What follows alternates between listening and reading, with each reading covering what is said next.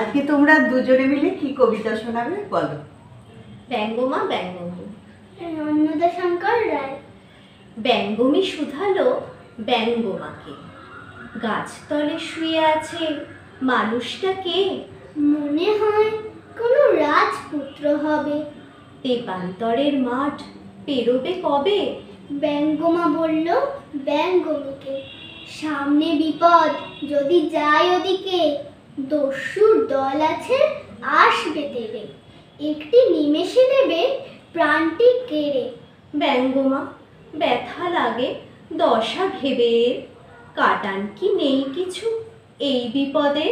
একটি উপায় আছে, যদি সে ঘোড়ায় পক্ষীরাজের মতো আকাশে ওড়ায়, কিন্তু বিপদ যেই দম ফুরাবে, ঘোড়া প্লেন উল্টিয়ে অক্কা পাবে। ব্যঙ্গমা, বলো বলো কি হবে উপায়? মনটা আমার কেন করে হায় হায়। উপায় নেই তা নয়, কিন্তু কঠিন, লাফ দিয়ে ডিগবাজি খাবে গোটা দিন, কিন্তু পেরোবে যেই 4 পোয়া মাঠ, অমনি দেখবে খাড়া লৌহ কপাট। তাহলে কেমন করে যাবে ও ধারে? কপাট কি খুলবে না কোনো প্রকারে?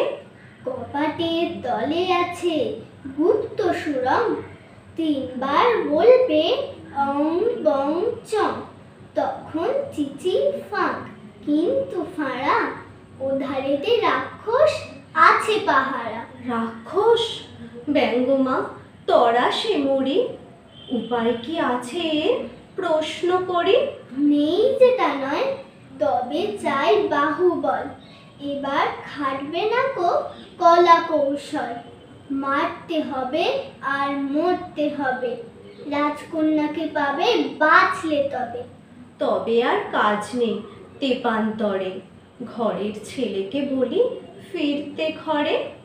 কুক কুক কুক কুড়া, কুক কুর কুর, ঘরে ফিরে যা রে রাজপুত্তুর, ঘরে ফিরে যা রে রাজপুত্তুর।